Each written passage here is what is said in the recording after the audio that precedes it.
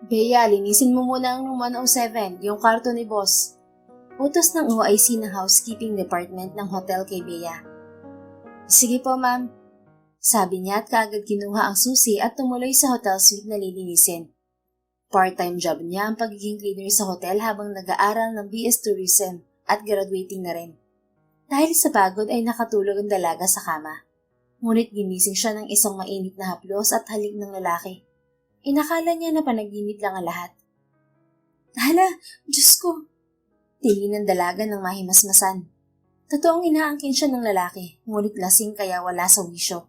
Hindi na siya nakatutol nang tuluyan siyang nadarang sa tukso at nauwi sa maalab na pagdiniig ang ginagawa nila. Who are you? Kunot noong tanong ng lalaki ng mahimasmasan din kinabukasan pagkatapos ng mainit na tagpo. Gusto niyang maiyak sa takot nang maisip na naisuko niya ang pagkabirhen sa isang sikat na aktor at superstar.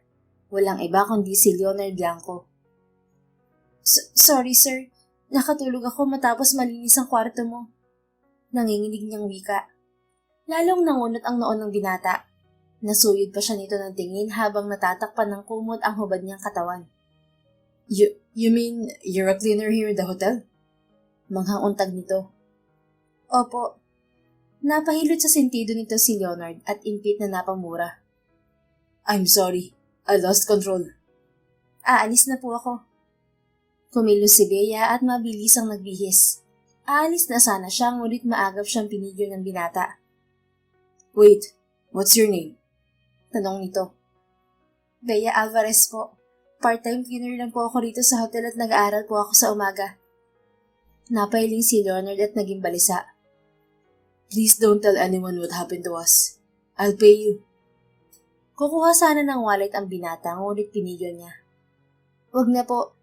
Kasalanan ko rin kasi nagpaubaya ako. Aalis na ako. Nang makuha ang kanyang gamit panlinis ay nagmamadali siyang lumabas ng silid. Mahigit isang buwan nang lumipas magmula noong nakaniig ni Bea ang kilalang superstar ng local showbiz. Hindi siya makapag-focus sa pag-aaral dahil sa hindi maalis-alis na takot sa kanyang puso. Bea, malapit na umalis ang eroplano. Tara na! Paanyaya ni Sheena, ang kaibigan at kaklase niya. Pareho sila nitong intern sa isang kilalang airline company. Sige, susunod na ako. Sabi niya. Inubos lang niya ang kinakaing pasta at hindi lang ang kanyang maleta. Yun ang unang pagkakataon na sasakay siya ng eroplano. Bakit parang namumutla ka, Bea? Nasobrahan ata ng face powder ang mukha mo. Natatawang puna ni Sheena. Dahil lang to sa puyat. Give up mo na kasi ang part-time job mo sa hotel. Isang buwan na lang matatapos ng internship natin. Hindi pa pwede. Wala akong gagastusin. Kulang ang allowance ko.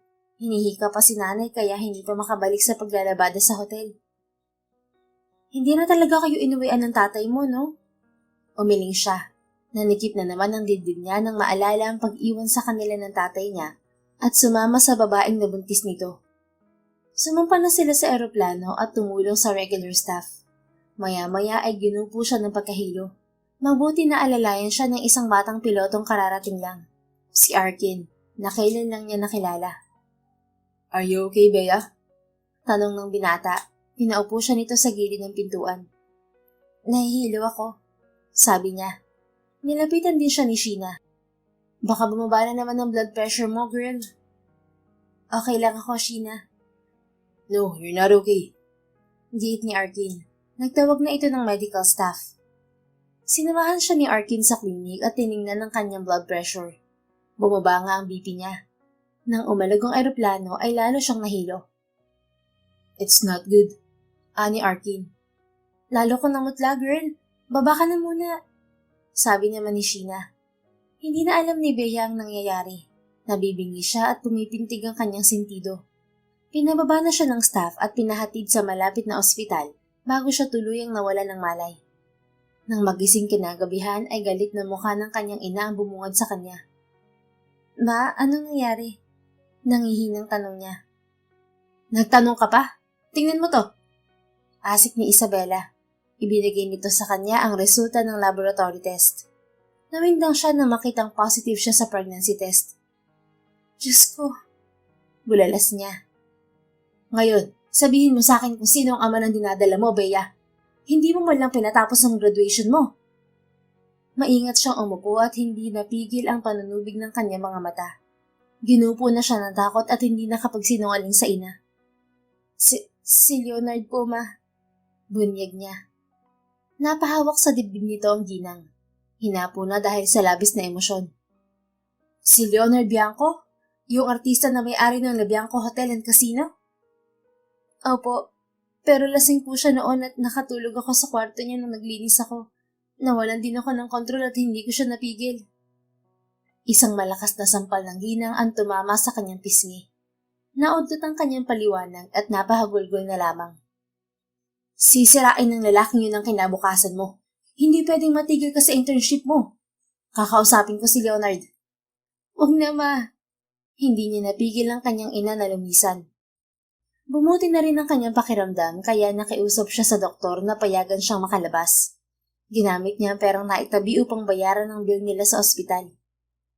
Samantala, late na dumating sa kanyang hotel si Leonard para sa family dinner.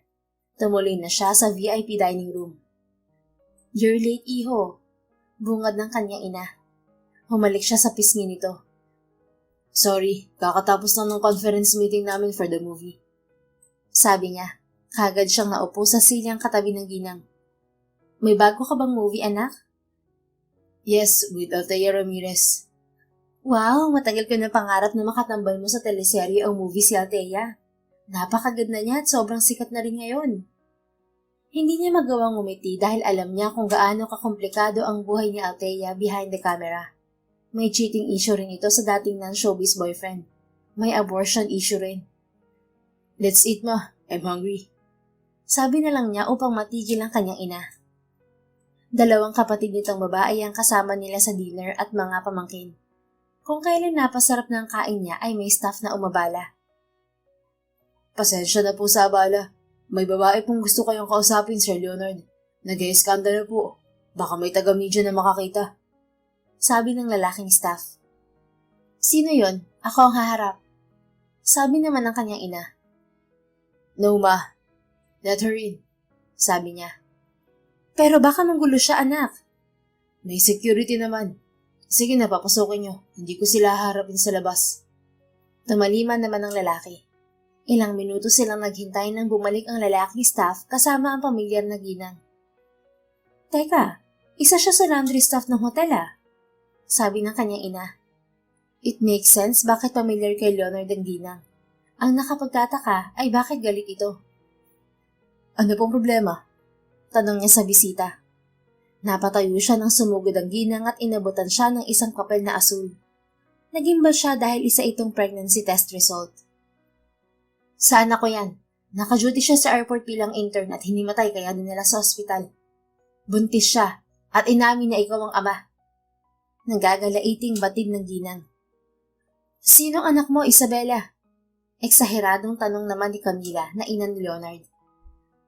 Yung anak kong babae na nagtatrabaho rin dito bilang cleaner. Hindi nagsisinungaling sa akin ang anak ko. At huwag ka mag-deny, Leonard. Alam mo naman siguro ang nangyari. Ilang minuto natulala si Leonard at naalala ang gabing nakaniig niya sa kanyang hotel suite ang babaeng staff. Maya-maya ay dumating na rin si Bea, namumutla at suot ang bulaklaking blouse at navy blue skirt. Sandali, baka nagsisinungaling lang ang anak mo. Imposibleng patulan siya ng anak ko. Protesta ni Camila. Bakit hindi mo tanungin ang anak mo, madam? Huwag kayong magmalinis. Kahit ganito kami, hindi kami uho sa kasikatan at yaman nyo. Kaya namin magtrabaho at magsika para makaahon sa hirap. Buwelta ni Isabela. Mama, tama na po. Uwi na tayo. Pigil naman ni Bea sa ina. Naghari na ang tensyon sa pagitan ng dalawang ginang. Hindi nakatiis si Leonard at umawat na. Tama na, hindi nyo kailangan mag-away.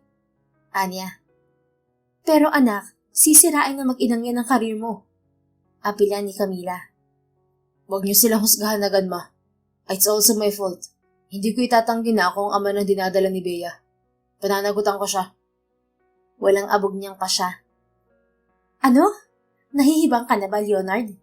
Oras na malaman to ng media, maaapektuhan ang karir mo. Alalahanin mo, ikaw ang may pinakamagandang imahe sa showbiz ngayon. Ma, ikaw na ang may sabi na ingatan ko ang imahe ko. Ignoring Bea and the child will ruin my image. Ayoko rin lumaki ang bata na walang ama. I will marry Bea. Tuluyang sumama ang tingin sa kanya ng kanyang ina. Hindi pwede. Sustentuhan mo na lang ang bata. Bakit kailangan mo pang pakasalan ng babaeng yan? You deserve better, Leonard. Maraming babaeng nararapat mong pakasalan. Ni hindi mo pa lubos na kilala si Bea. Hindi niya nagustuhan ang sinabi ng ina, kaya hinila niya ito sa kanang kamay at bahagyang lumayo sa ibang tao. Ma, bakit ganyan kayo? Masyado kayong mapagmataas. Nakalimutan niyo na ba kung saan kayo nanggaling? Usig niya sa ina. Natigilan ang ginang at bumakas sa mukha ang guilt. Sorry anak, pero inaalala ko lang ang karir mo. Malayo nang narating mo. Paano kung malaman ng media na may nabuntis kang staff ng hotel mo? Malaking kasiraan yun sa'yo. Marami ka pang projects at baka maudlot pa. Kapag lumabas ang issue na to sa social media, pagpipiyastahan ka ng mga tao at huhusgahan. Akong bahala. I will marry Bea secretly. Huwag kayo maingay, baka may makarinig na ibang tao. Kakausapin ko nanay ni Bea at huwag kayong makialam. Hindi pa rin mapakali ang kanyang ina.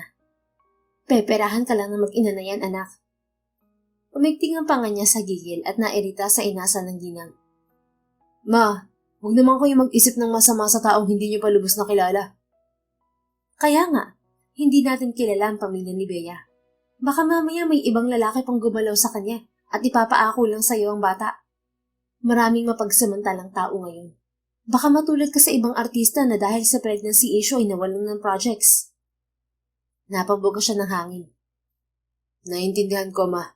Kaya nga sinikap ko makatapos ng business course sa college dahil hindi pang habang buhay ang showbiz. Pero kung sasamahan nyo ng yabang at pagmamataas ng tagumpay, baka bigla tayong babagsak niyan. Be humble, okay? Ako na ang bahala kay Bea at sa nanay niya. Hindi na nakaimik ang kanyang ina, kaya binalikan niya ang mga bisita at inimbita sa kanyang opisina. Pagdating sa opisina ay mahinahon niyang kinausap ang mag-ina. Pasensya na kayo sa mama ko. Nabigla rin siya sa balita niyo. Sabi niya. Mabuti naman at naintindihan mo kami, Sir Leonard. Ani Isabela. Nakaupo ang mag-ina sa couch na katapat niya.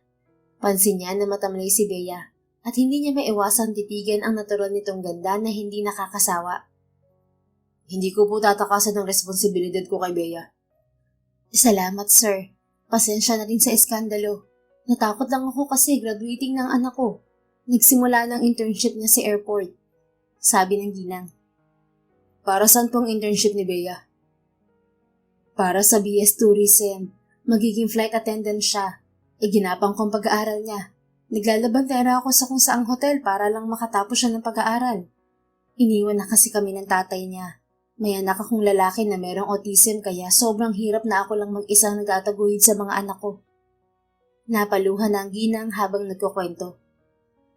Ilang taon na po ba si Bea? Tanong niya. Hindi niya makausap si Bea dahil tila wala sa sarili. Tulala. 22 na siya. Sige po, ako nang bahala. Pakakasalan ko si Bea at susuportahan sa lahat ng kailangan niya. Pero mangako po kayo na wala kayong pagsasabihan tungkol sa amin. Napatitig sa kanya si Bea. Kahit wag niyo na po akong pakasalan, sir. Isang buwan na lang naman matatapos na ang internship ko at susunod na ang graduation. Apila nito. No, you need me, Bea. Marami na ang batang lumaki na walang buong pamilya dahil sa irresponsableng magulang. Relate ako sa'yo dahil iniwan rin ako ng tatay ko at ayokong iparanasin sa magiging anak ko. Asikasuhin mo ang requirements mo para sa kasal natin. Kahit sa West muna, akong bahala sa gastos.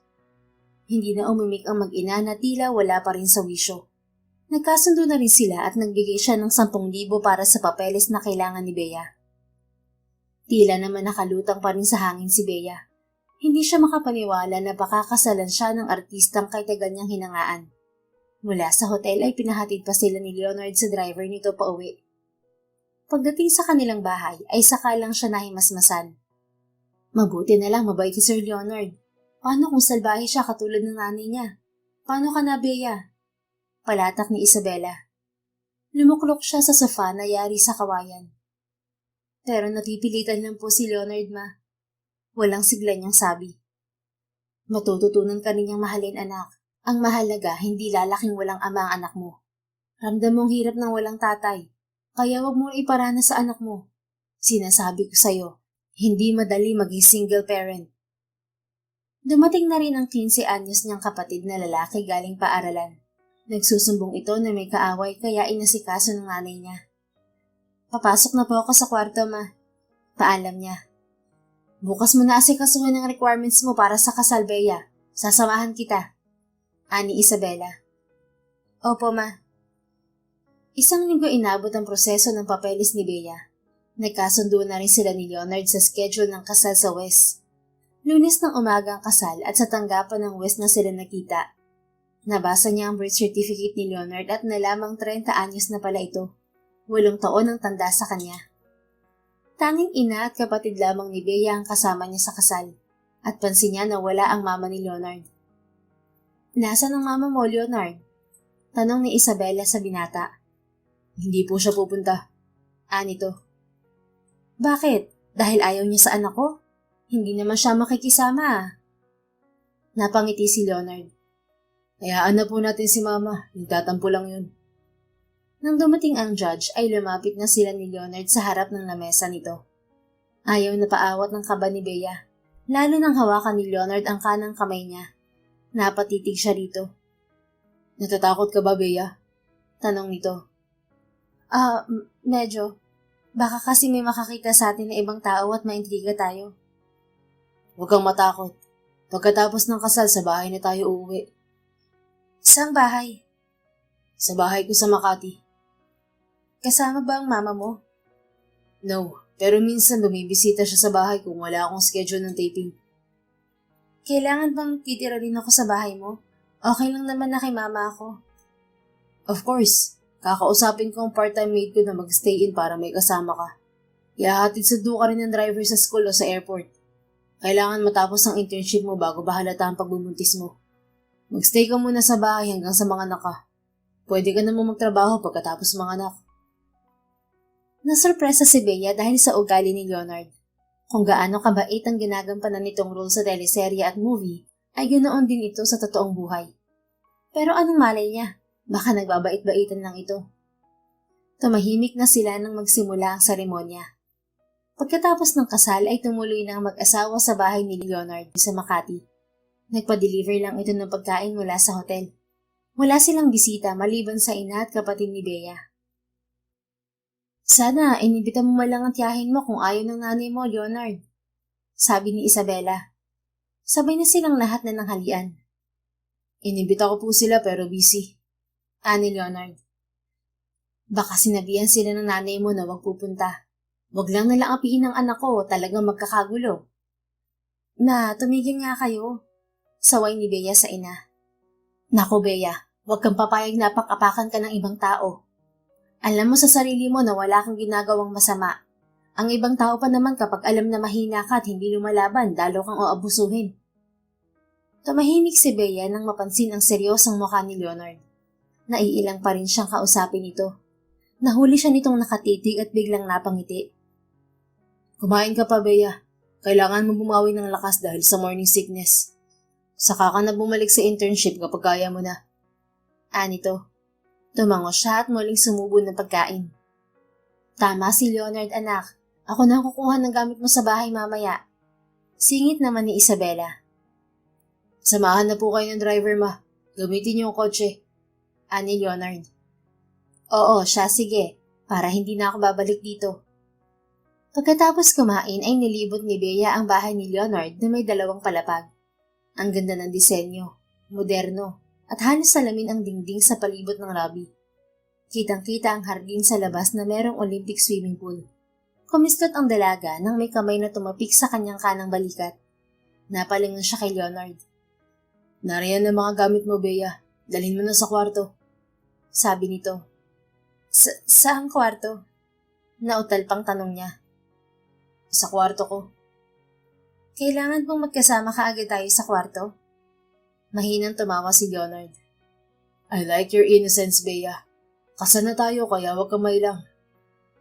Pero hindi pa naman tayo magkakilala ng lubos. Okay, kung naiilang ka pa, pwede kang matulog sa kabilang kwarto. Madalas naman akong wala at minsan ay nasa ibang lugar for taping. Sige, sa kabilang kwarto na muna ako. Ikaw ang bahala. Aalis na ako at baka gabihin ako. Feel at home, Bea. Nito at muling tinapik ang kanyang balikat. Sinundan lamang niya ng tingin ang paalis na asawa. 2 araw lang na pahinga ay bumalik na sa internship niya si Bea. Na-assign naman siya sa check-in area kaya hindi masyadong pagod. Nagpang-abot sila ni Sheena sa locker room ng lunch break. Kamusta ka na, Bea? Ang tagal mo nakabalik. Mabuti hindi nagalit si Ma'am Stella. Ani Sheena. Tumawag na ako kay Ma'am Stella at nag-send ako ng medical certificate sa email niya. Mag-extend na lang daw ako ng duty para makompleto ang oras. Anya. Ano ba kasi nangyari sa'yo? Nag-alangan siyang sabihin kay Sheena ang tungkol sa pagbubuntis niya. Siguradong mag-uusisa ito kung sino ang ama. Nakiusap din siya sa doktor na mag-iligay sa medical certificate ang pagbubuntis niya. Sobrang baba kasi ng BP ko. Anya. Sabi ko sa'yo, huwag ka nang magpuyat eh. Marami pa namang piloto na naghahanap sa'yo. Sinong piloto? Natatawang tanong niya. Di ang madalas nating makasama sa demo sa eroplano, lalo na si Sir Arkin. Ang pogi niya at ang bait. Feeling ko type ka nun. Matabang siyang umiti. Isa pa naman sa pangarap niyang maging boyfriend noon ni isang piloto, kaya gusto niyang maging flight attendant. Tara na sa restaurant. Paanyaya niya sa kaibigan. Teka, wala ka bang baong food? Hindi ako nakapagluto at late na akong nagising.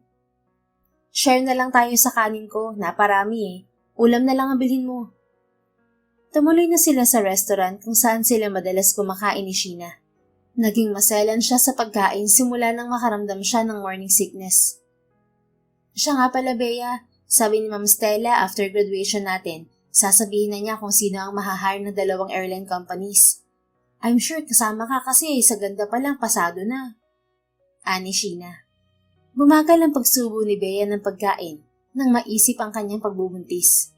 Nangihinayang man pero kailangan muna niyang ipagpaliban ng pangarap niyang makapagtrabaho agad sa airline. Hindi siguro muna ako magtatrabaho after graduation, Sheena. Bakit naman? Ang ganda ng records mo at performance. Natitiyak ko na pag-aagawan ka ng airline companies. Magpapahinga muna ako. Abay, bakit?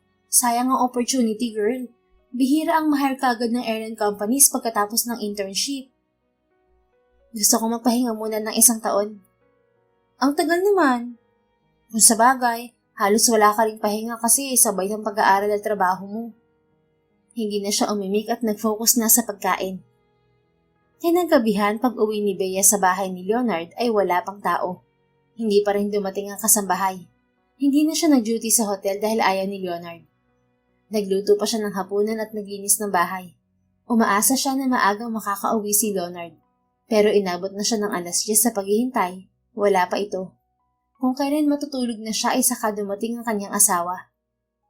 Magandang gabi. Nakangiting bati niya kay Leonard nang makapasok ito ng bahay. Bea, bakit gising ka pa? Takang tanong naman ito. Naghubad na ito ng sapatos. Hinintay kita. Nagluto kasi ako ng hapunan. Napailing ito. Hindi ka na dapat nagabala pa. Kumain na ako. Biglang tumabang ang kanyang ngiti. Sinarapan pa naman niya ang luto sa kadiretang manok. Sige pala, ipapasok ko na lang sa ref ang pagkain.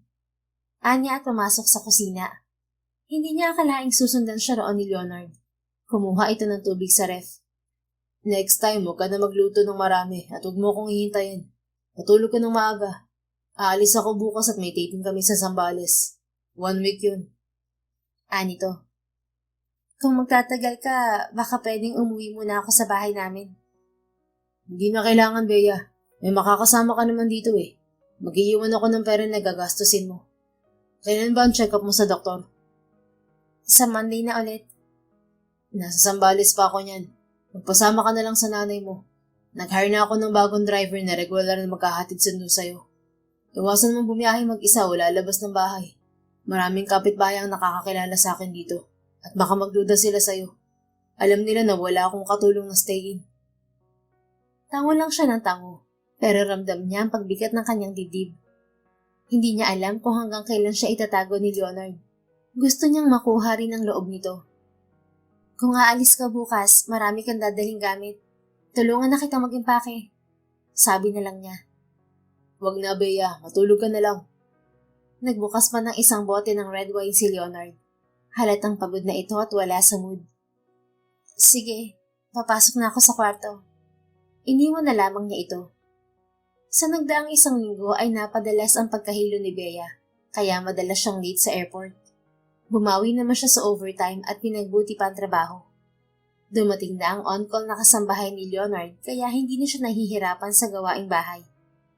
Isang araw ay nakasabay niya sa paglabas ng airport ang mga kaklase at pinag-uusapan ng interview ni Leonard at leading lady nito na si Althea Ramirez. Marami ang may gusto kay Althea. Bagay na bagay sila, no? Sana maging sila, sabi ni Donna na pinsan ni Sheena. Nakasabay rin niya si Sheena at nakiusyoso sa usapan. Bakla ata yang si Leonard. Sa dami ng naging leading lady niya, walang nakarelasyon. Komento naman ito. Inaway na ng ibang babae si Sheena. Grabe ka, Sheena. Baka may itinatagong jowa si Leonard. O baka ayaw nang nasa showbiz din. Sabi naman ni Lorene. Naku, ganyan naman ang mga artista. Kunwari walang jowa pero itinatago lang pala para sa trabaho. Ani Sheena. Pero masakit yun sa side ng jowa ah. Imagine, hindi proud ang boyfriend na ipakilala siya sa madla. Meaning, mas mahalaga ang trabaho sa kanila. Komento ni Donna. Hindi naman maiwasan ni Bea na masaktan sa paksa ng mga kasama. Tama ang mga ito. Masakit sa loob na itinatago ng artistang asawa. Wala naman siyang karapatang mareklamo dahil hindi siya mahal ni Leonard at napilitan lang itong pakasalan siya dahil sa bata. Nagpaalam na lamang siya sa mga kasama at patagong lumulan sa kotse ni Leonard. Pasensya na, Manong. Kanina pa po ba kayong naghihintay dito? Sabi niya sa driver. Mga 1 oras, ma'am. Sorry po. Nag-extend kasi ako ng oras kasi late ako kaninang umaga. Ayos lang po. Dumating na po ba si Leonard? Wala pa po siya sa bahay pag-alis ko. Sige po, uwi na tayo. Pagdating naman ng bahay ay napansin ni Bea ang kotse ni Leonard sa garahe na siyang ginagamit nito. Dumating na nga ang kanyang asawa. Pagpasok niya ng lobby ay nadatnan niya si Leonard na nakahiga sa couch at nakapikit. Nilapitan niya ito at inalisan ng sapatos sa mga paa. Ngunit bigla itong kumilos. Anong ginagawa mo? Tila naalimpungatang tanong nito. Inaalis ko lang ang sapatos mo. Lasing ka ba? Anya. Medyo. Bakit ginabi ka na? Nag-overtime kasi ako. Kailangan ko kasing mabuo ang oras para matapos ang internship ko. Kailan mo matatapos ang internship mo? Mahigit 2 weeks na lang. Hinubad na rin niya pati coat ni Leonard at inalis ang necktie nito. Umupo na ito pero napapahilot pa sa sentido. Kumain ka na ba? Tanong niya sa asawa. Tapos na pero naisuka ko. Gusto ko ng mainit na sabaw. Tura nito, namamalat ang boses. Ipagluluto kita ng soup. Sandali lang ha. Nagmamadali siyang pumasok ng kusina at naglabas ng 2 hita ng manok. Pinalambot lang niya ito sa microwave at ginisa sa bawang at luya. Simpleng tinola lang ito. Nang balikan niya si Leonard ay nakahiga na ulit ito sa couch. Pinagpapawisan ito kaya hinubad na rin niya ang polo. Bea. Sambit nito kahit nakapikit. Bakit? Tanong niya naman. Alam kong hindi ka masaya sa nangyayari. Pasensya ka na. Natakot ako pero narito na to. Pagkatapos kong mga nakay saka na ako magtatrabaho. Wala ka bang naging boyfriend, Bea? Wala, nag-focus lang ako sa pag-aaral. Inalalayan niya pa upo si Leonard. Hindi niya naiwasang mapatitig sa matipuno nitong dibdib. Natigilan siya nang hawakan siya nito sa kanang braso. Mahigpit. Kung sakaling di mo na kayang makisama sa akin, pwede kang magdesisyon na makipaghiwalay. Pero wag nating itigil ang ugnayan para sa anak natin. Nagulat siya sa sinabi ni Leonard. Tila ba nagsisisi na ito sa desisyong pinakasalan siya. Binaliwala niya ang sinabi nito at kinuha ang nalutong tinola. Sinubuan pa niya ng sabaw ang kanyang asawa. Baka nagugutom ka. Gusto mo ba ng kanin? Tanong niya. Umiling to. Thanks sa effort, Bea. I didn't expect this. Anong hindi mo ina-expect? Asawa mo ako. Tungkulin kong asikasuhin ka. You care for me like an ideal wife. You don't even love me. Siguro kilala mo lang ako bilang artista, pero hindi katulad ng ibang babae na mahihibag sa akin. Napangiti siya. Ang totoo, isa ka sa mga artistang lalaki na hinangaan ko. But not your crush. Crush din, pero dahil sa dami kong pangarap, hindi ako nakatutok sa showbiz. Naisip ko kasi na malabong may artistang makagusto sa akin. But you're beautiful. Given na karamihan sa flight attendant ay magaganda. Pero kakaiba ang ganda mo. Natural. Lumapad ang kanyang ngiti at may kislot ng kilig sa kanyang puso. Salamat at na-appreciate mo rin ang beauty ko. Isang malaking karangalan yun sa akin. Nang muli niyang subuan ng karne ng manok si Leonard, ay pinigil na nito ang kamay niya. Nakatitig sa mukha niya ang mapungay nitong mga mata. I can promise to be a good husband to you, Bea. Please be patient. Anas nito. Naintindihan ko. Hindi mo kailangan ma-pressure. Ituloy mo lang ang karir mo. Susuportahan kita. Nakangiting wika niya. Salamat. Kumilos na si Leonard at tumayo. Ayaw na ditong kumain kaya ibinalik niya sa kusina ang bowl ng tinola at tinakpan. Hinabol niya ang asawa na pasuray-suray ang lakad paakyat ng hagdanan. Inalalayan na niya ito hanggang sa makarating sila sa kwarto. Maliligo ako, sabi ni Leonard. Baka madulas ka, samahan na kita. Masyado ka nang naaabala, Bea. You should sleep. Okay lang, wala naman akong duty sa airport bukas. Nang makapasok sila ng banyo ay siya pa ang naghubad ng nalalabing pants ni Leonard. Tiniis niya ang tukso nang masilayan ng hubad nitong katawan. Dapat hindi ka naglalasing ng husto. Paano kung wala kang kasama sa bahay? Matutulog ka na lang ba sa salas? Palatak niya habang kinukuskus ng sabon ang dibdib ni Leonard. Hindi naman ako mahilig sa alak. Dahil sa mga events, minsan hindi ko namamalayan na napaparami ang inom ko ng alak. Hindi ka ba nahihirapan sa trabaho mo? Pansin ko hindi ka nawawala ng projects. Ang dami mo pang endorsement. Sa totoo lang, mahirap. Minsan hindi ko na magawang matulog. Gusto kong magpahinga kahit isang buwan. Pero kung gagawin ko yun, baka masanay ako at mawala na ng gana sa trabaho. Ayokong tumigil sa pangarap ko kahit nakamit ko na. Kasi baka biglang mawala. Showbiz is addicting, lalo na kung nasa tuktok ka na. Matatakot ka na mawala ng projects. Ayaw ko ring malungkot si mama. Sa tuwing may achievement ako o bagong project, nakikita ko ang saya niya. She's my inspiration. Pero hindi siya masaya sa desisyon mo na pagpapakasal. I know. Pero wala rin siyang choice kasi malalagay rin sa alanganin ng karir ko. Nilamon naman ng guilt si Bea nang maisip na magiging dahilan siya ng pagkasira ng karir ni Leonard. Sorry, kasalanan ko talaga to. Kung hindi ako natulog sa kwarto mo, walang mangyayari sa atin. Nagpadala rin ako sa tukso. Anya. Stop blaming yourself, Bea. Panindigan na natin to. Hindi lang naman ako. Ikaw rin, mauudot ng pangarap mo na makapagtrabaho sa airlines dahil sa anak natin. Nagulat siya nang agamin ni Leonard ang sabon sa kanyang kamay at hinatak siya palapit dito. Napatili siya nang buksan nito ang shower.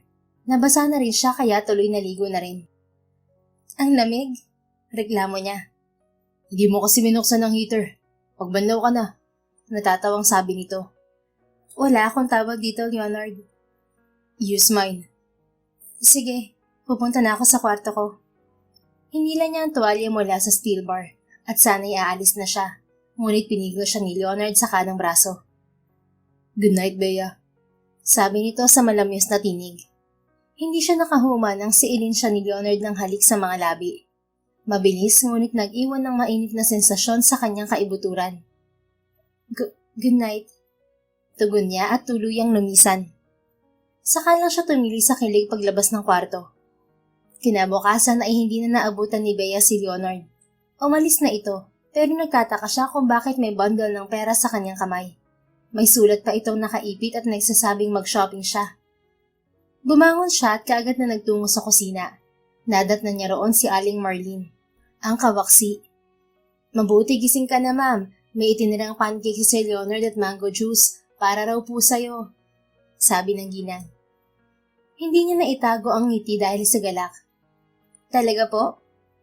Oo, sabi pa nga niya, samahan kita sa mall kasi magsa-shopping ka. Kaagad siyang umupo sa silyang kaharap ng lamesa at kinain ng 3 pancakes. Excited na siyang gumala at mabili ang gusto niyang damit. Salamat po. Mamaya na tayo umalis pagkatapos ng almusal. Anya. Sige ma, maliligo na ako. Nagtanggal na ng apron ng ginang at tumakbo palabas ng kusina. Inaasahan ni Bea na magtutuloy-tuloy na ang paglalapit ng loob nila ni Leonard sa isa't isa. Ngunit 1 linggo ang lumipas ay madalas late nang umuuwi ang kanyang asawa. Kung maaabutan man siya nitong gising, ay nagagalit ito dahil late na siyang natutulog. Masama raw sa buntis magpuyat. Linggo ng hapon ay bumisita si Bea sa kanyang ina. Napansin nito ang lungkot sa kanyang muka. Ano, may problema ka ba kay Leonard? O sisa ni Isabela. Naroon sila sa salas at nagmemeryenda ng nilagang saging na saba kasama ang kanyang kapatid na si Benji. Wala naman po. Hindi ko lang maintindihan si Leonard. Minsan okay siya. Minsan mainit ang ulo. Anya. Nako, baka nahimasmisan na yon at nagsisi kung bakit kanya pinakasalan. Huwag ko lang malalaman na sinasaktan kanya at talagang ibubunyag ko ang baho niya. Hindi naman po ma.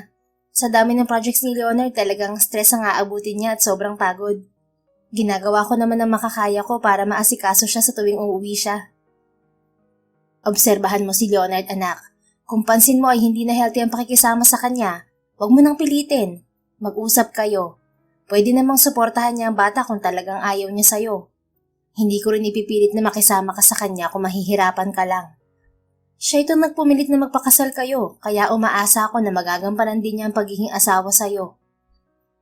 Hindi naman po natin pwedeng obligahin si Leonard kasi sobrang busy niya.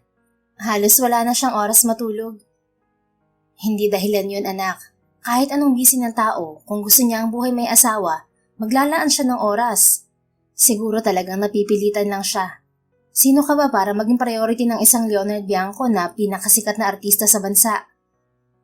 Hindi na lamang siya umimik kahit nanuot sa puso niya ang sakit. Nag-assume na rin siya na magugustuhan siya ni Leonard, kaya lalo siyang nasasaktan.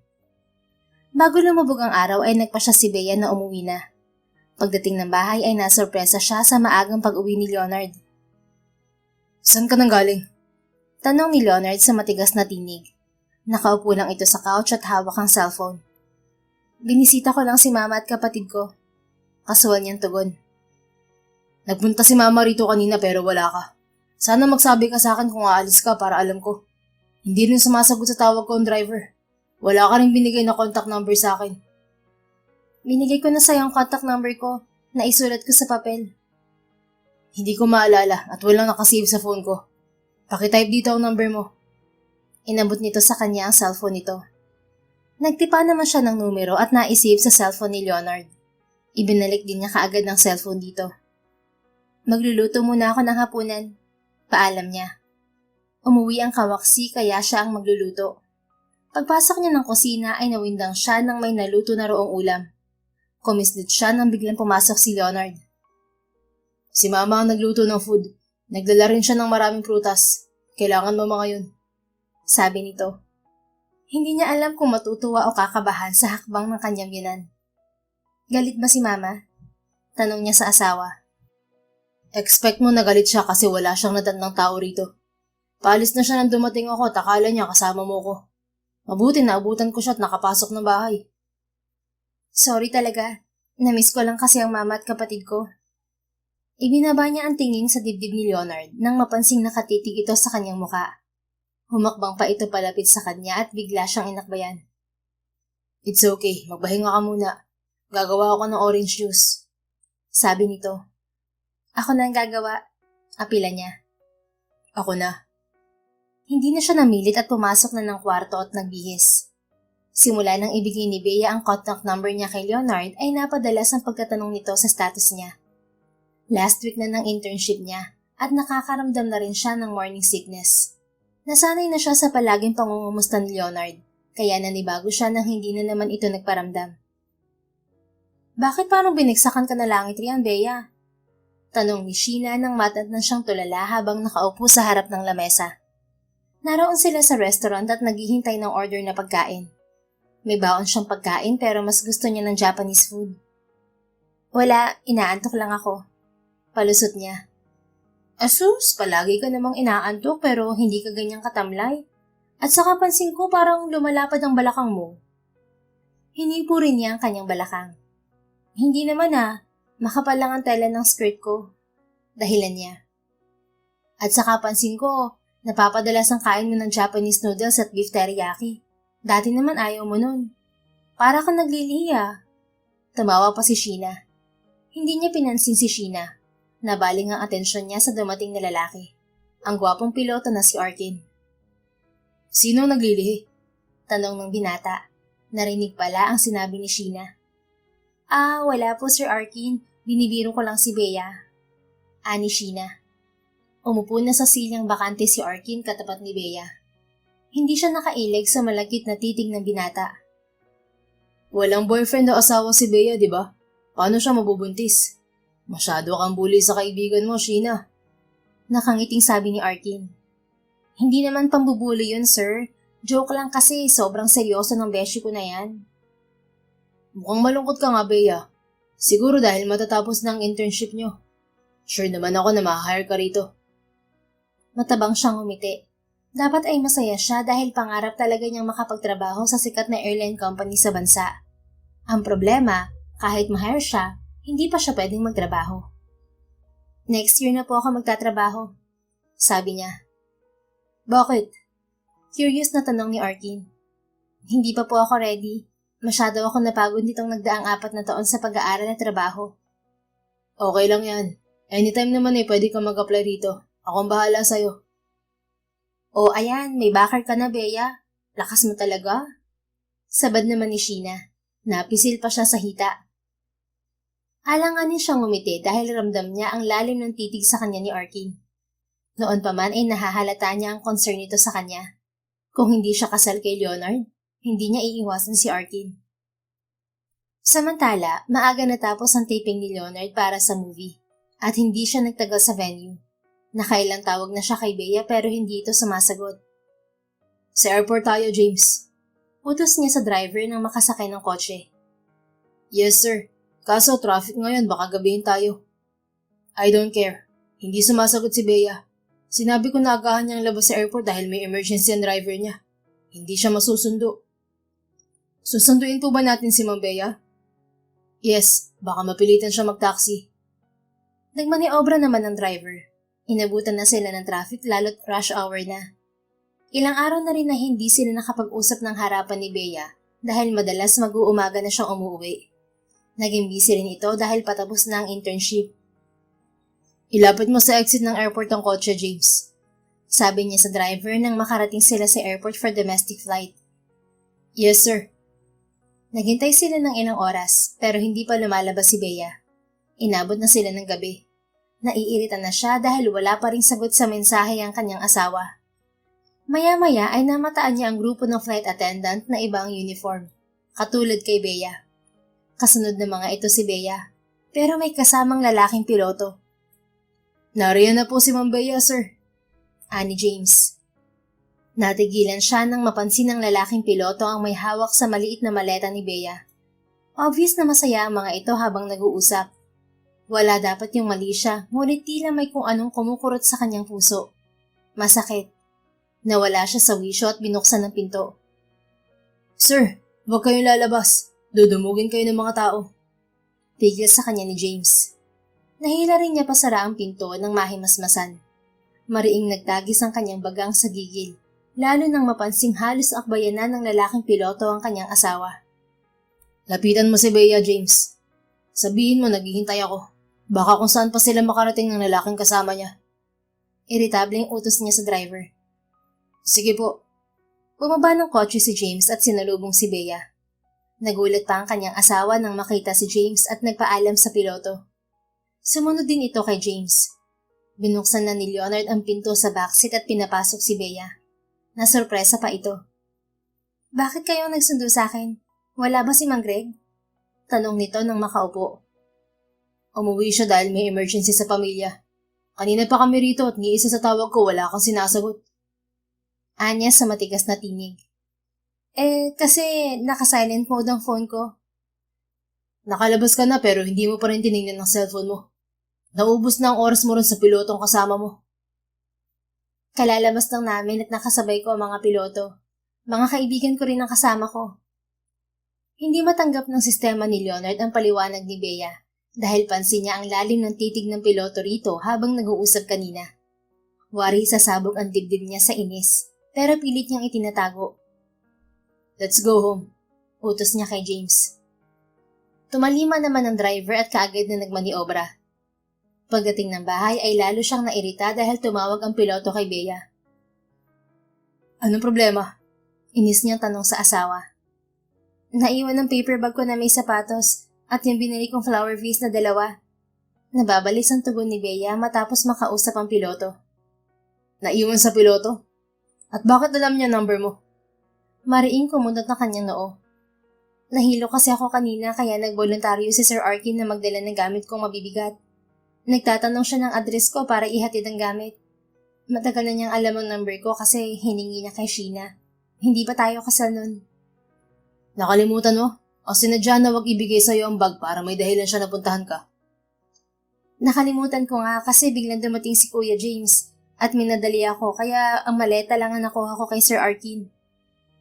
Si James na ang kukuha ng gamit mo. Magsabi ka ng address ng kilalang establishment kung saan pupunta ang Arkin na yun. At hindi ikaw ang kukuha ng gamit.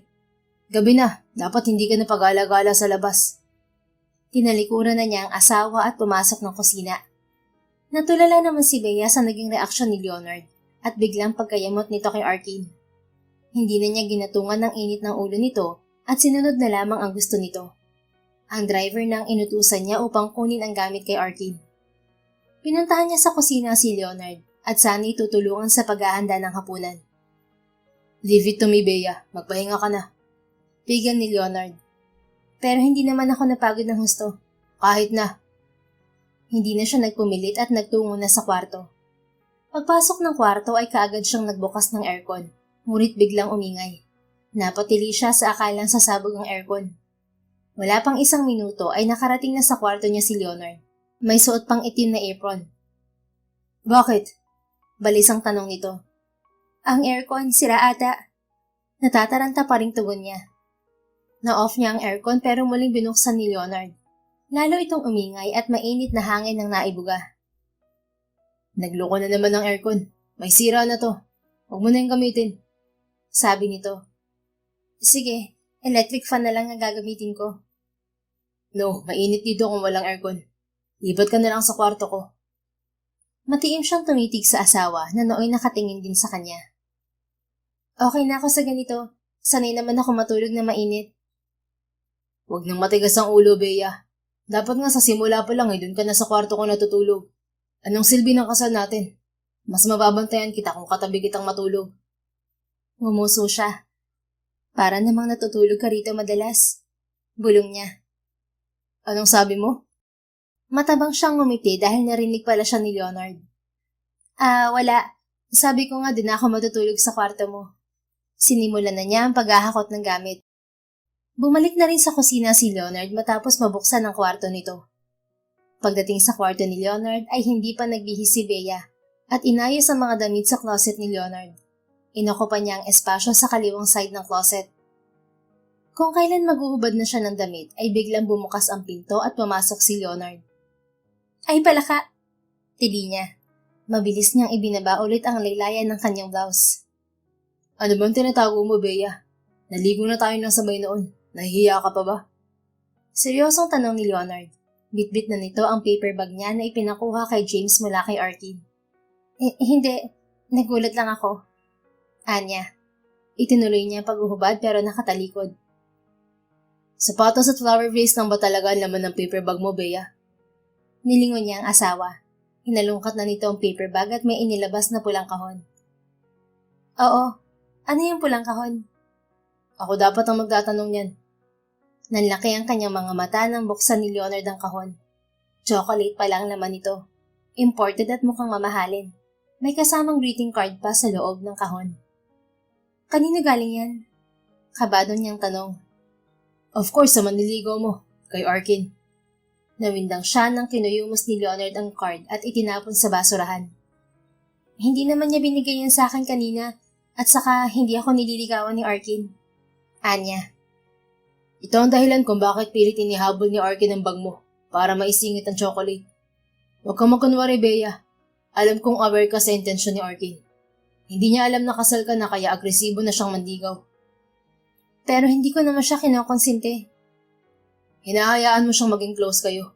Siyempre iisipin niya na may chance siyang mandigaw. If you don't like him, ignore him. Friendly lang si Arkin, Leonard. At nakakahiya namang itaboy ko siya. Alangan namang sabihin ko sa kanya na kasal na ako. May sarkasmong wika niya. Sabihin mo sa kanya na may boyfriend ka na para tumigil siya. Maraming pwedeng idahilan kung ayaw mo, Bea. Magbihis ka na, malapit nang maluto ang ulam. Sabi nito at lumisan dala ang chocolate. Itinuloy na lamang niya ang pagbibihis. Maliligo pa sana siya pero nag-aapura si Leonard. Lumabas na siya ng kwarto at nagtungo sa kusina. Hindi siya natuloy sa pagpasok ng kusina nang mapansin na pinapapak ni Leonard ang chocolate na bigay ni Arkin. Bakit nakatayo ka lang dyan, Bea? Tanong nito nang masipat siya. Saka lamang siya kumilos at tuluyang pumasok. Bakit kinakain mo ang chocolate? Hindi na timping tanong niya. Mas mabuting akong kakain ito, baka makasama pa sa'yo. Avoid dark chocolate, baka mahirapan ka matulog. Bawal ka mapuyat. Magtatampo pa sana siya, ngunit naunahan siya ng galak. Nag-assume siya na nagsiselo si Leonard kay Arkin. Naisip niyang asarin ng asawa. Hindi bawal sa akin ng chocolate. Ngayon nga lang ako nakatanggap ng gift mula sa lalaki, hahadlangan mo pa. Nakasimangot niyang sabi. Pinuko siya ni Leonard ng matalim na titig. Hindi ko sinabing bawal sa'yo ang chocolate. Ang point ko is bawal ka magpaligaw. Buntis ka na nga at may asawa, tatanggap ka pa naman niligaw? Sinabi ko ba tinanggap ko ang paniligaw ni Arkin? Gusto ko lang matikman ng chocolate? No. Mariing tutol nito. Kahit isa lang naman, pahingi. Pilit niya. Akmang kukuha siya ng isang bar ng chocolate mula sa kahon, ngunit tinapik ni Leonard ang kamay niya. Mahina lang naman. Huwag nang makulit, Bea. Dalhin mo ng ulam sa dining, kakain na tayo. Anito. Kumilos na lamang siya at kinuha ang ulam na nakasilid sa oval na serving plate. Pagkatapos ng hapunan ay hindi pinayagan ni Leonard si Bea na maligo sa pool. Sa banyo ng kwarto siya nito niyayang maligo, sa may bathtub. Halika na rito, Bea. Paanyaya ng kanyang asawa. Nakahubad na siya pero nag-alangan pang pumasok sa tub kung saan naghihintay si Leonard. Bakit nariyan ka rin? Tanong niya sa lalaki. Ano ba namang klaseng tanong yan? Baka kasi hindi tayo magkasya dyan. Hindi mo pa nga nasusubukan. Halika na. Lumapit din siya kay Leonard at pumasok sa tub. Hindi pa siya umupo lalo't nasasakop ng mga paa ni Leonard ang dulo ng tub. Nakatayo pa siya sa harapan nito habang nakatalikod. Maya-maya ay bigla siyang niyapos ni Leonard sa baywang at umupo kasama niya. Baliw ka ba? Aatakihin ako sa puso eh. Asik niya sa asawa. Nasampal niya ito sa kanang braso. Tumawa pa si Leonard. Bagay na ikinagulat niya. Yun ang unang pagkakataong nasilayan niya itong tumawa at masaya habang kasama siya. Huwag kang malikot, sasabunin ko si baby. Sabi nito sa mismong tenga niya. Hinaplos nito ang kanyang puson. Merong nahalong liquid soap sa tubig na maligamgam at mabango, kaya bumubula. Nakikiliti siya sa mainit na hininga nitong bumubuga sa kanyang batok. Nagsisimula na bang cravings mo? Tanong nito. Hindi ko sure kung cravings na ang tawag doon. May pagkain kasi akong gusto na ayaw ko naman noon. Ano yun?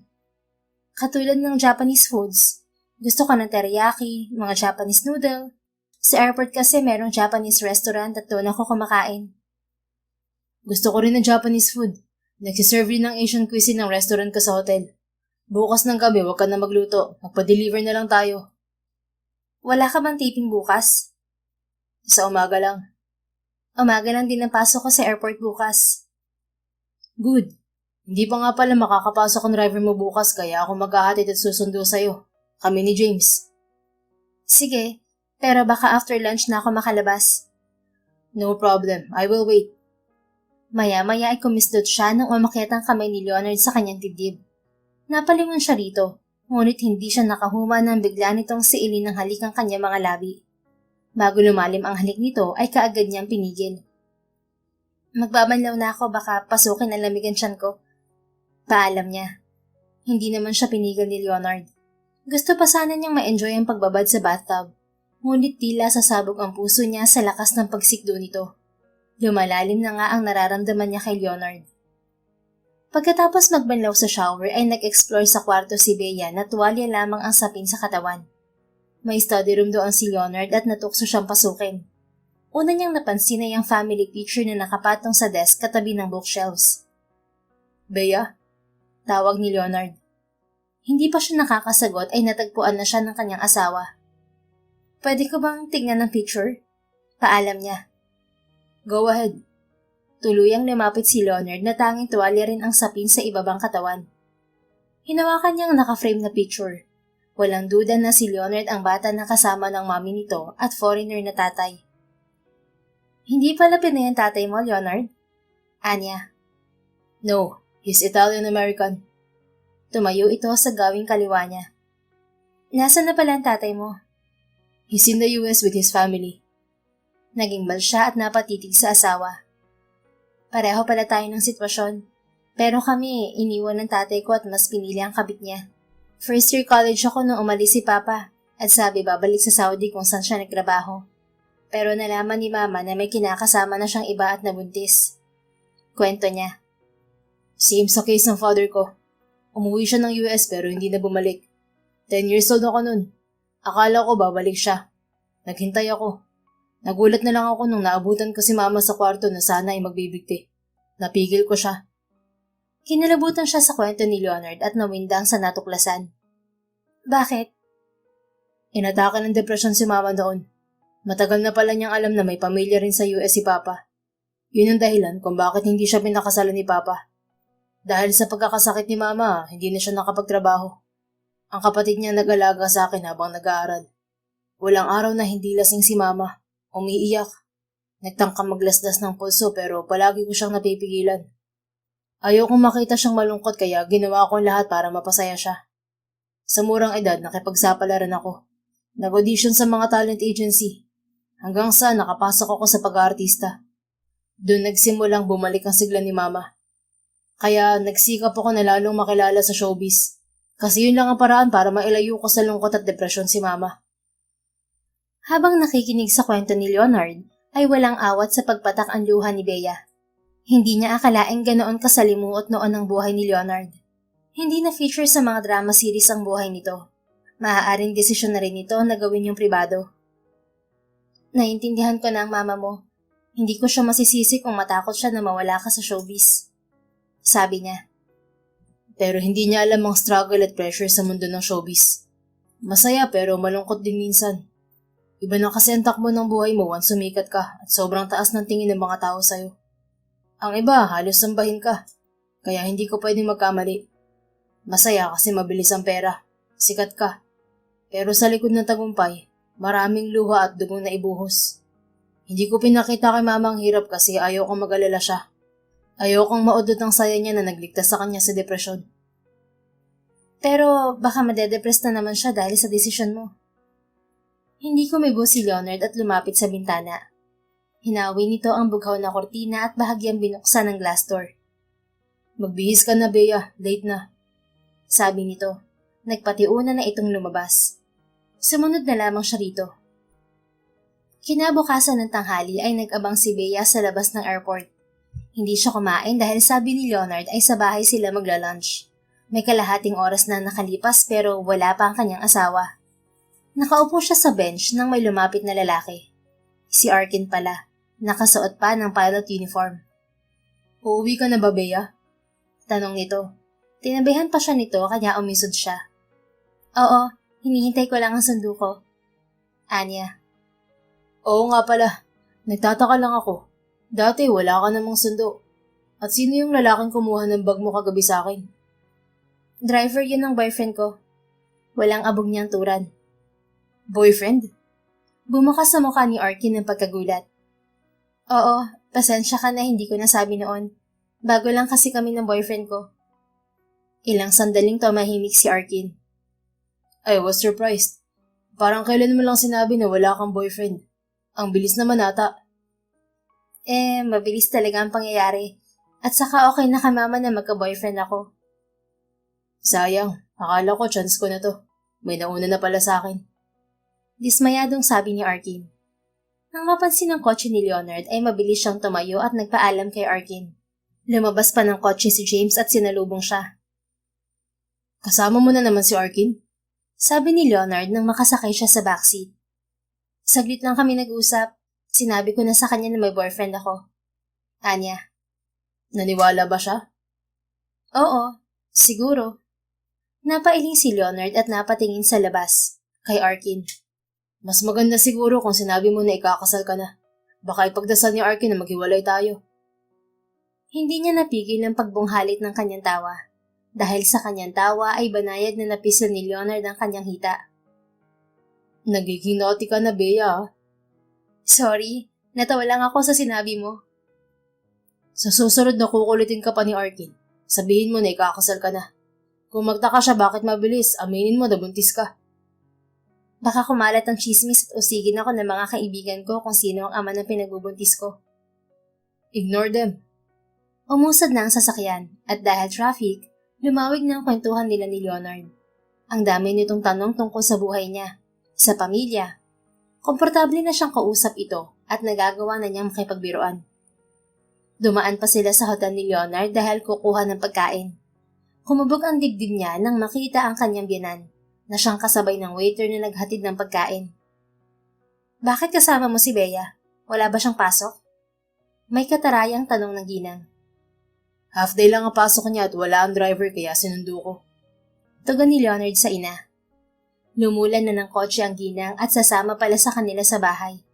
Panay ang sipat nito kay Bea habang nakaupo sa tabi ng driver. Ano na ang balita sa pagbubuntis mo, Bea? Tanong ni Camila. Medyo humupa na po ang morning sickness ko at nagsisimula ng cravings ko. Anya. Pagkatapos ng internship mo sa airport, huwag ka nang labas ng bahay. Paputla ka pa. Kumakain ka ba ng prutas na dinadala ko sa bahay niyo? Opo, kinakain ko. Minsan po kasi hirap ako makatulog sa gabi. Sabi ni Leonard, gabi ka na rin umuuwi kung minsan. Hindi po kasi maiwasan minsan ng overtime at hinahabol ko po ang oras na kulang kasi marami akong absent. Kailangan mabuo ko ang araw ng internship para makakuha ko ng certificate bago ang graduation. Wala naman pong nakakaalam na buntis ako kaya walang special treatment sa schedule. Pagkatapos ng graduation mo, wag ka muna magtrabaho. Tutukan mo ang baby mo hanggang sa mga anak ka. Huwag mong obligahin si Leonard na alagaan ka dahil kaliwat ka na ng projects niyan. Sayang ang opportunity ko, magka-cancel siya ng projects.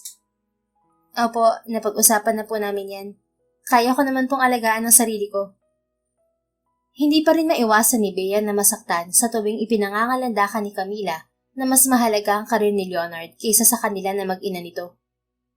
Pagdating naman na bahay ay nawala ng chance si Bea na makausap si Leonard. Sinolo na ito ng ina, kaya nagpakaabala na lamang siya sa pag-aasikaso ng pagkain. Dumating na rin ang kawaksi.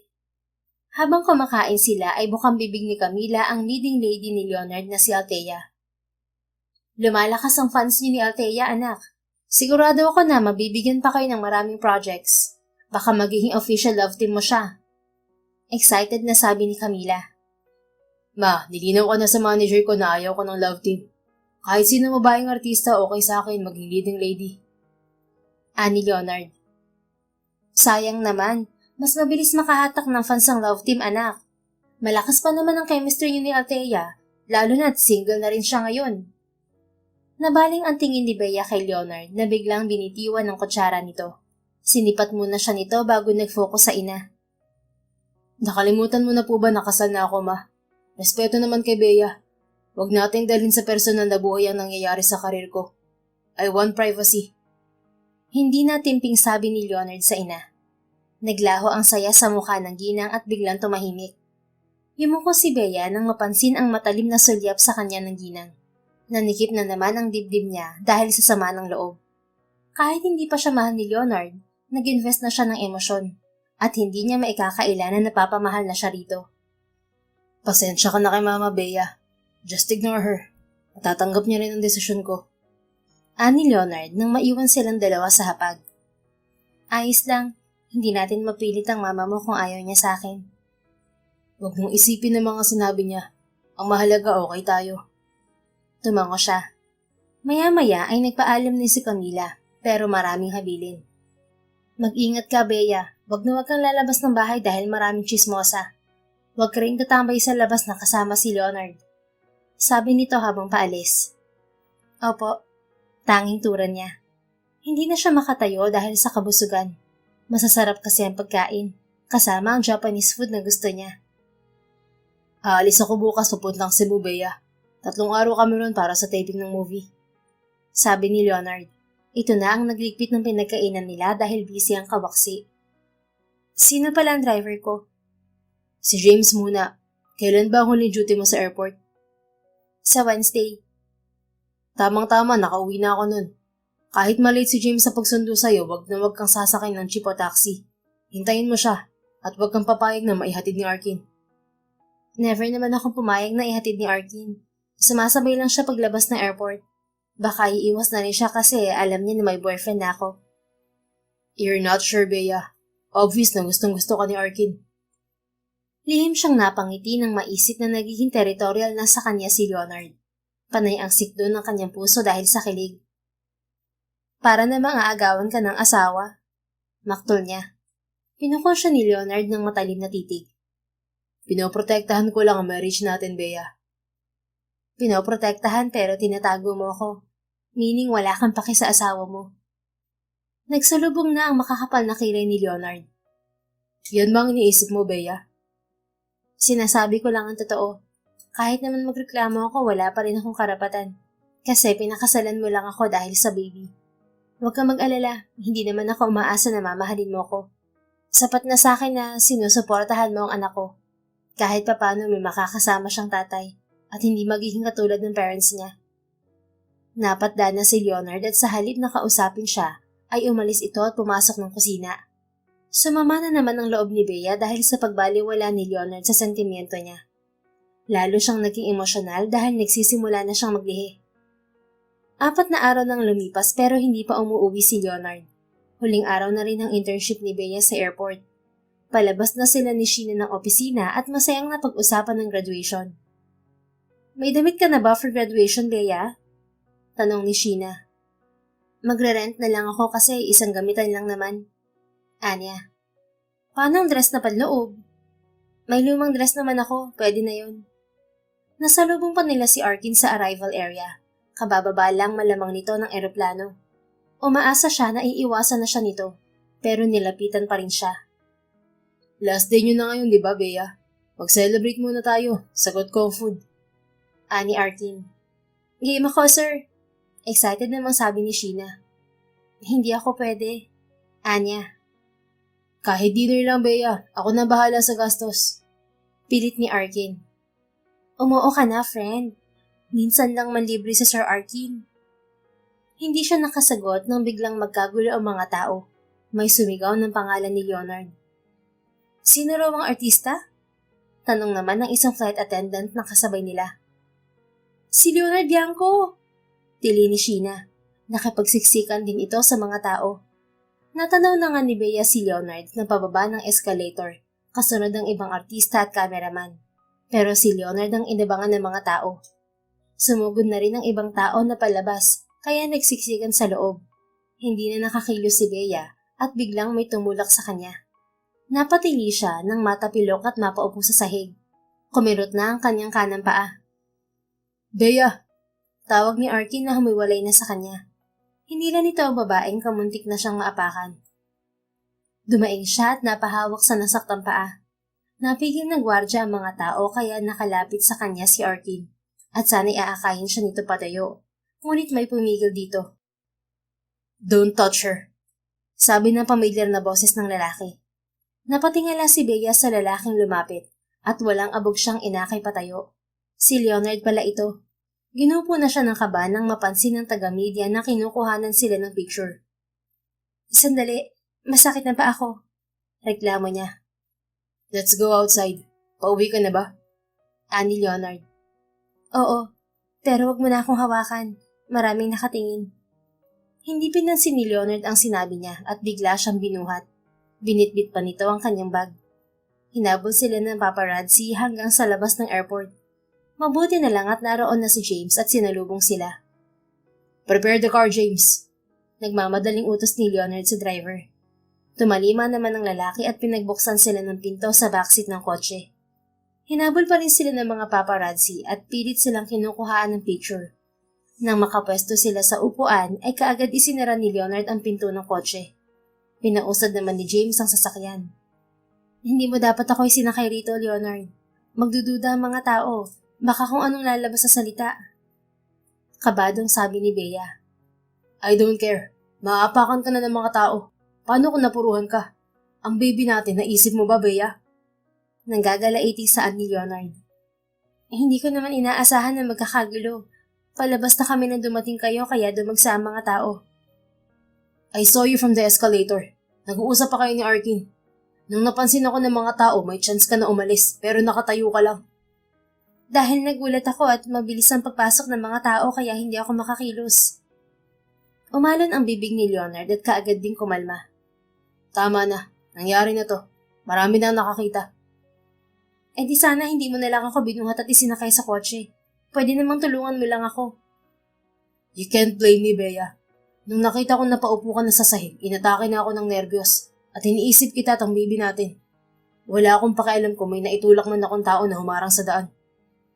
Nawindang siya. Baka mapasama ka niyan. Nababahalang wika niya. Iisipin ko pa ba yun? Paano kung makunan ka? Habang buhay ko yung pagsisisihan, Bea. Tumahimik na siya nang tumunog ang cellphone ni Leonard. Sinagot nito ang tawag na mula pala sa manager nito. Pagdating ng bahay ay naligo lang si Leonard at umalis. Pero bago ito umalis, ay may tinawagan na doktor na titingin kay Bea. Isang oras lang siya naghintay at dumating ang doktor. Tiningnan lang nito ang paa niya na natapilok. Kinagabihan nga ay naging headline sa balita ang marahas umanong pagtulak ni Leonard sa fans para lang malapitan si Bea. Umulan na ng negatibong komento ang nasabing balita. Hala, nasa balita kayo ni Sir Ma'am Bea. Eksaheradong sabi ng kawaksi. Sinalakay na siya ng nervyos nang makita kung paano itinulak ni Leonard ang babaeng fan. Hindi naman malakas ang pagkakatulak. Hindi naman yung sinadya ni Leonard. Nakita kasi niya akong natapilok at napaupo na sa sahig. Anya. Pero iba na ang inisip ng mga tao. Puro negatibo na ang mga sinasabi nila. Paano yan? Masisira niyan si Sir. Simula nun wala na siyang naging issue sa showbiz. Maya-maya ay dumating si Leonard at halatang stress na rin. Lumapit ito sa telebisyon at biglang ini-off. Huwag mong pansinin ang balita, Bea. Sabi nito. Pero hindi na maganda ang sinasabi ng mga tao sa'yo. Baka pwedeng mapaliwanag ako. Anya. No, hindi ka haharap sa media kahit na sumugod pa sila rito. Ako lang at ang lawyer ko ang bahala. Nakausap ko ng manager ko at sinabi ko ang totoong relasyon ko sa'yo. Ano? Bakit mo naman sinabi? Lalo lamang siyang nilamon ng takot. Pinilit nila ako magsabi ng totoo. Kung magsisinungaling ako, lalong hindi nila ako maiintindihan. Pero lalong masisira ang imahe mo sa fans. Malaking kawalan sa karir mo yun. Walang imik na iniwasan siya ni Leonard. Pumasok ito ng kusina at kumuha ng malamig na tubig. Naghain na lamang siya ng hapunan. Saktong may dumating na bisita. Nagatungan ng kaba ni Bea nang dumating ang mama ni Leonard. Sa halip na maghahapunan ay argumento ng mag-ina ang naghari sa bahay. Hindi na lumabas ng kusina si Bea at nakinig sa usapan ng mag-ina sa lobby. Ito na nga bang sinasabi ko, Leonard? Paano nauwi sa eskandalo ang eksena sa airport? Kastigo ni Camila sa anak. Walang eskandalo, ma. Naipit si Bea sa siksikan ng mga tao dahil sa akin. May tumulak sa kanya. Nawalan ako ng kontrol nang makita siya at iniisip ko ang baby namin. Alangan namang hahayaan ko siya na nasaktan na. Uunahin ko pa bang isalba ang karir ko kaysa sa mag-ina ko? Depensa ni Leonard. Oo, naroon na tayo sa inaalala mong mag-ina mo. Pero sana nag-ingat ka. Buti sana kung nilapitan mo lang si Bea at tinulungan eh. May itinulak ang fans. At nakita ng taga-media na isinakay mo sa kotse mo si Bea. Natural magdududa sila. Hindi mo ako masisisi, ma. Hindi ko kayang hayaan si Bea na halos apakan ng mga tao. Tuluyan na ring umalburuto ang galit ni Camila. Ayan, nang dahil kay Bea, nawalan ka rin ng pake sa karir mo. Ano, Hahayaan mo na lang na masira ang pangalan mo dahil sa babaeng yan? Hindi mo deserve to, anak. Inamin mo pa sa manager mo na pinakasalan mo si Bea dahil buntis. Ano na mangyayari? Mas pipiliin mo bang babaeng dahilan ng pagkasira ng pinaghirapan mong titulo bilang superstar? Ilang sandaling natahimik si Leonard. Pero maya-maya ay bigla itong napasuntok sa center table na ikinagulat ng ina nito. Maging si Bea na nasa kusina at nakasilip sa pinto ay napakisdot. Tigilan niyo na pumamalit kay Bea, ma. Hindi siya basta-bastang babae. Ina siya ng anak ko, ng magiging apo niyo. Singhal ni Leonard sa ina. Napatayo na ito. Tumayo rin ang ginang at napaluha. Inaalala ko lang naman ang reputasyon mo, anak. Isang konting pagkakamali mo lang, sirang-sira ka na sa mga tao. Kaya hindi ako pabor sa pagpapakasal mo kay Bea dahil magiging problema to sa karir mo. Ano na lang ang sasabihin ng mga tao? Na pumatol ka sa isang estudyante na cleaner sa hotel mo? Ani Camila. Lalong nanggagalaiti si Leonard. Tama na, ma. Baka nakalimutan niya na mas mahirap pa tayo sa daga nung iwan tayo ni Papa. Matuto naman kayo lumingon sa pinanggalingan niyo. Yun na nga, anak. Dahil sa hirap ng pinagdaanan natin, natatakot na ako maranasan ulit yun. Kaya handa akong gawin ang lahat maprotektahan ka lang. Binago ng showbiz ang buhay natin. At huwag mong hintayin na ito rin ang sisira sa atin. Naintindihan ko, ma. Pero hindi sa lahat ng pagkakataon ay nasa taas tayo. Kaya nga ako nag-invest ng negosyo dahil ayaw ko rin na bumalik sa dati ang buhay natin. Pero hindi ko sinabi na habang buhay ako sa showbiz.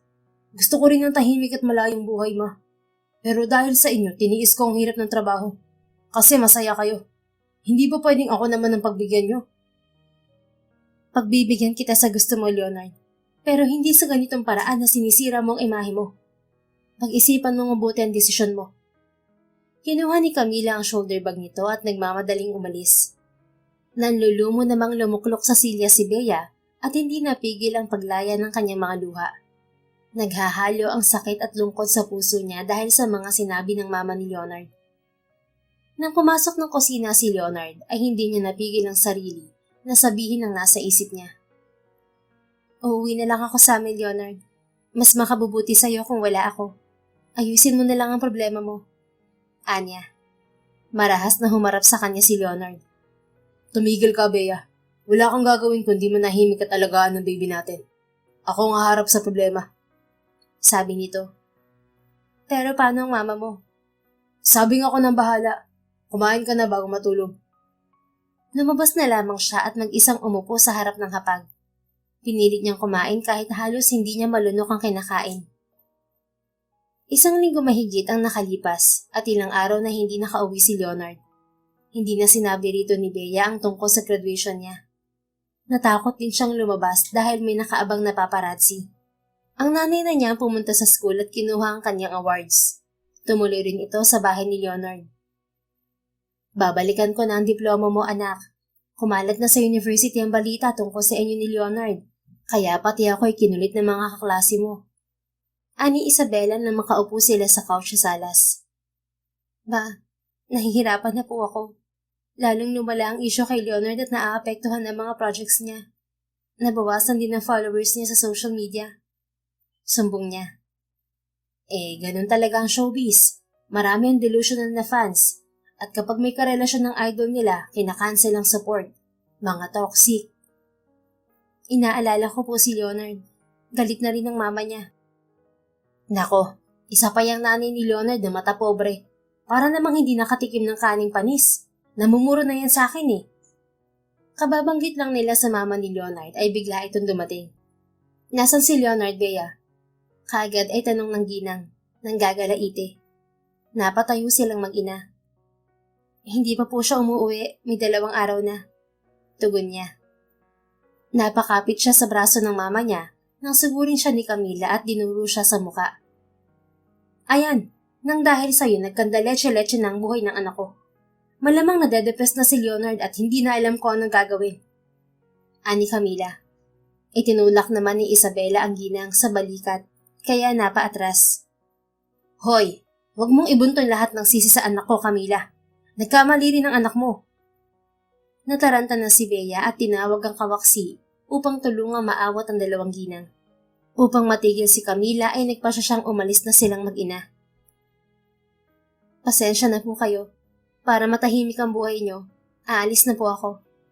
Lumuluhang sabi niya sa biyenan. Tinulungan naman siya ng kanyang ina sa paghahakot ng gamit. Hindi na nakapagsalita si Camila nang iwan nila. Nagtaksi na lang sila upang makaiwas sa paparazzi. Habang nagkakagulo sa bahay ni Leonard, napasabak naman siya sa magkasunod na interview. Kahit pinagbawalan siya ng manager niya na humarap sa media, ay hindi siya nagpapigil. My God, Leonard, are you trying to destroy your image? Eksaheradong sabi ni Julie, ang manager ni Leonard. Inabangan talaga siya nito sa labas ng conference room. Hindi titigil ang intriga kung hindi ako magsasalita. Naapektuhan ng asawa ko at pamilya. Depensa niya.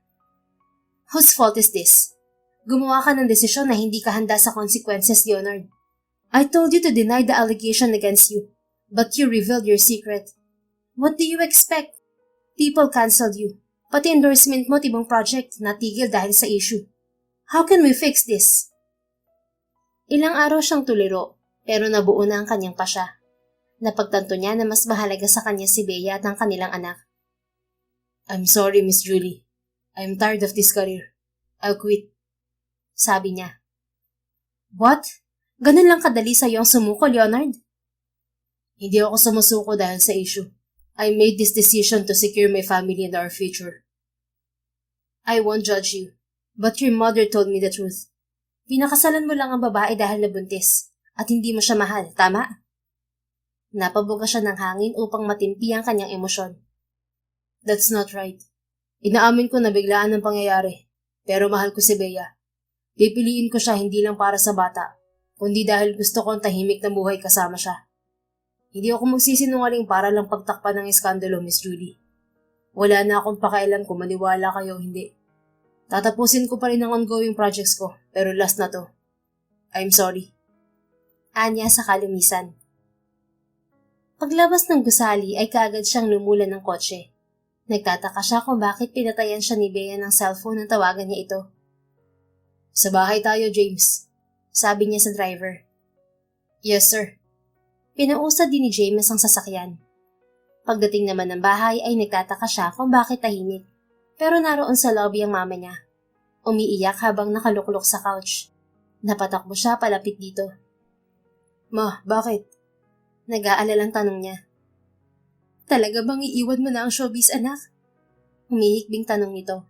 Nabasa na marahil nito ang balita tungkol sa huling interview niya. Ito lang ang paraan para matahimik na ang buhay natin, ma. Ayoko maging dahilan to ng away natin. Makontento na lang tayo kung anong meron sa atin. Marami naman akong investment eh. Mag-focus na lang tayo sa business.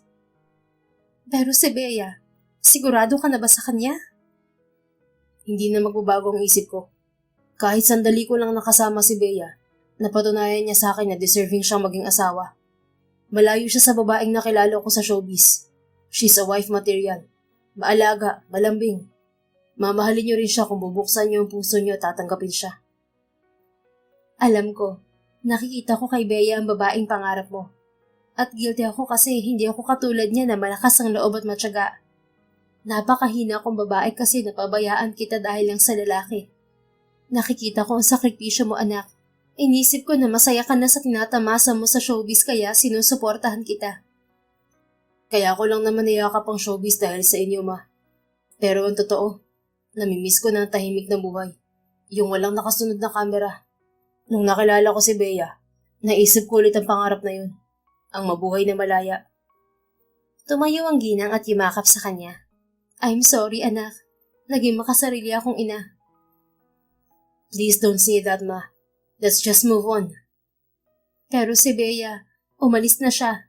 Anito nang humiwalay ng yakap sa kanya. Ano? Saan siya nagpunta?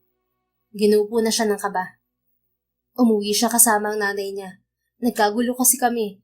Hindi ko naman sila pinaalis. Hindi na niya pinatapos ang pagsasalita ng kanyang ina at tumakbo na palabas ng bahay. Hindi niya mahagilap si James kaya siya nang nagmaneho ng kotse. Mabuti at tanda pa niya ang bahay ni Bea sa Alabang dahil minsan nilang hinatid doon ng nanay nito. 9:00 na ng gabi at matutulog na sana si Bea nang kumutok sa pinto ang nanay niya. Anak, tulog ka na ba? Ani Isabela. Bumangon siya at pinagbuksan ito ng pinto.